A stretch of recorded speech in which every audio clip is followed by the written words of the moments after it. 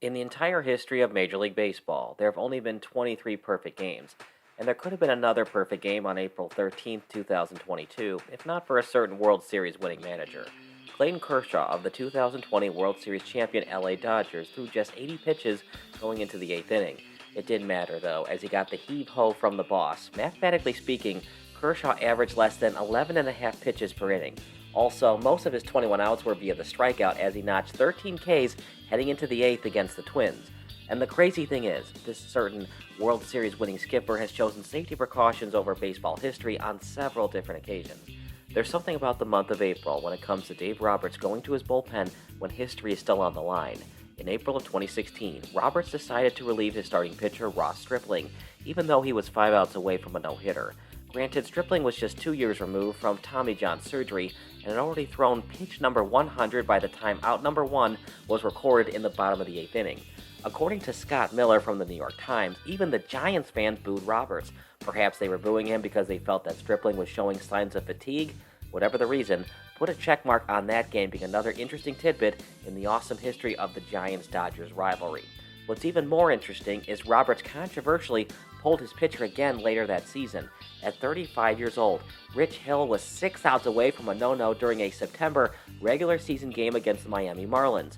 However, even Hill admitted that he dealt with lingering blister issues earlier that season. Hill had already thrown 89 pitches going into the eighth inning. Incredibly, Hill is still pitching and cashing paychecks as a player. So maybe Hill should thank Roberts for preserving his career? I'm mostly kidding, but it's very interesting how one managerial decision might be correlated to Hill still being a relevant man on the rubber in Major League Baseball. And it doesn't stop there for Roberts. In what could have been a memorable game in the entire history of MLB, Walker Buehler was throwing a 2018 no-no in Monterrey, Mexico. Going into the seventh inning, Buehler had already thrown 93 innings in awful weather. It was also just his third start ever in the big leagues. Wouldn't that have been a great marketing event for Major League Baseball if a rookie in just his third start threw a no-hitter in Mexico? Roberts obviously doesn't work in MLB's marketing department. He decided to let Buehler get dry earlier than expected. It was a rainy night in Monterrey, but that didn't matter as 3 Dodgers relievers post-Buehler maintained the no-hitters south of the border. So why does Roberts like taking his pitchers out of games when they're close to throwing the no-hitter or even a perfecto? Is it because he's the all-time biggest party pooper? Far from it. There's no such thing as cause and effect data between pitch count and nagging injuries. That being said, Mark Pryor averaged an absurd 113 pitches per start during the 2003 season, and Pryor, of course, had major injury problems throughout his career following his stellar 03 campaign. He suffered from elbow soreness and a strained right shoulder, which led to his velocity dropping. He was out of the league by 2006. But the major statistic to note is pitches per start, not pitches allowed per one start. Is there any stat that shows future arm problems if a pitcher throws over 120 pitches in a game? To briefly explain in one word, no. However, Verlander threw 120 pitches during his third no-hitter in 2019. He then had to have Tommy John surgery on his right elbow nearly a year later. If Roberts had let Kershaw pitch into the 8th and ninth innings respectively, mathematically speaking, Kershaw would have likely thrown under 120 pitches and quite possibly under 110. But there are sabermetricians and other people who follow analytical data who want to disprove Roberts' thinking that more pitches equate to future arm issues. Think about this for a second. John C. Bradbury, a noted baseball analytics guy, posted these findings in his important study for the National Library of Medicine. Quote, although the belief that overuse can harm pitchers is widespread, there exists little evidence to show that the number of pitches thrown and the days of rest affect future performance and injury among adults, unquote. Even Ben Lindbergh, a baseball prospectus, was quoted as saying, a pitcher doesn't have a certain number of throws in his arm. That's true because pitchers are living, breathing, and their arm is repairing. Their arm is breaking down and repairing. Tim Keown of ESPN.com once wrote, most professional pitchers are not allowed to train their arms to throw 110 or more pitches in a game and be in a position to be strong 5 days later, unquote. To summarize, Keown means that pitchers aren't building up arm strength during spring training. Could this be happening to young pitchers as early as the minors or even college baseball? It's hard to say, but the days of throwing 110-plus pitch complete games are definitely over. As such, counting pitches is not necessarily the solution. Rather, it's all about getting better athletic trainers who can train pitchers how to develop enough arm strength that can withstand more than 100 pitches thrown per start. To relate it back to Roberts, the Dodgers skipper knows that Kershaw is coming off an injury-plagued 2021 season. In case baseball fans forgot, Kershaw had to miss the entire 2021 postseason, a playoffs where Max Scherzer suffered from arm fatigue because the Dodgers ran out of capable and healthy starting pitchers. Who knows what would have happened if Kershaw pitched in Game 6 against the eventual World Series champion Atlanta Braves. But it didn't happen, and Kershaw had to miss 10 weeks that season due to inflammation and soreness in his left elbow and forearm. Kershaw is obviously a southpaw flamethrower, so inflammation with any part of his left throwing motion is bad news for the Dodgers. Roberts wants to win a normalized World Series ring, as does Kershaw and his teammates. Does the 2020 World Series still count as a title? Sure, but it was still a 60-day weird regular season where teams had to deal with COVID-19 health protocols. Not every team got to have home playoff games, and the World Series itself wasn't even played in Los Angeles. It's obviously not a tainted World Series championship for Kershaw and company, but it certainly wasn't the norm of baseball history either. If COVID-19 hadn't occurred and the Dodgers won the 2020 Fall Classic by playing a full 162-game schedule, it's possible that Roberts would have let Kershaw finish the immortal perfect game. Then again, do perfect games really matter that much?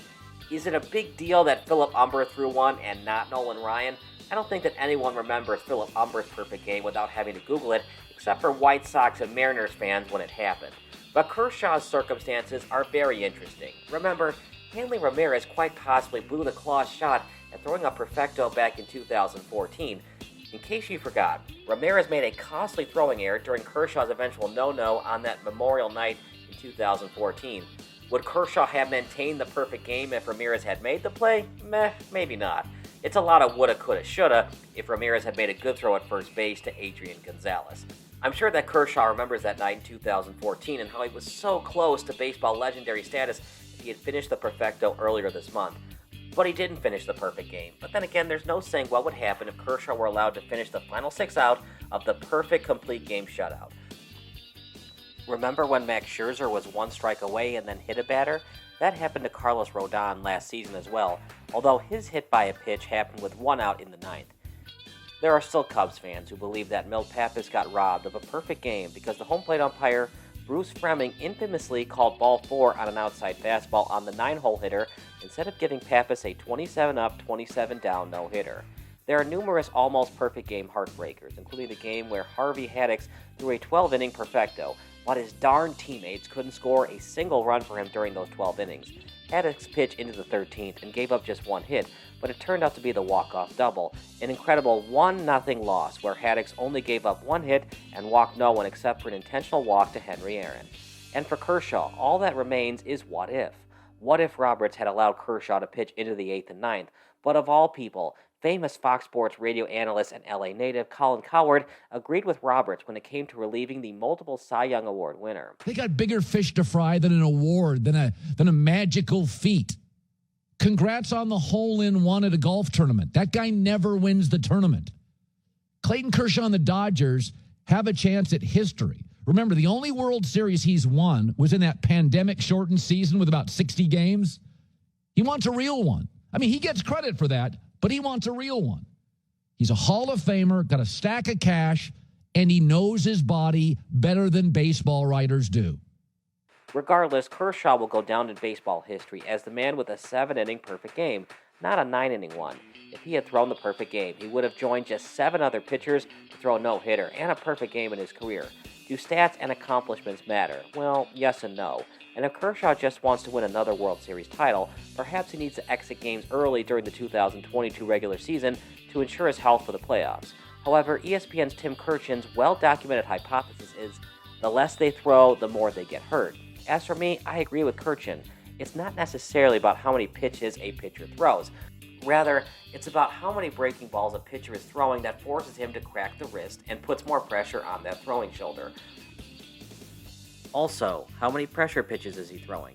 Do pressure pitches impact a player more mentally or physically? A pressure pitch is pretty self-explanatory, but it basically means when a pitcher has to come back from a 2-0, 3-0, or 3-1 count. Also, runners in scoring position designate a pressure pitch.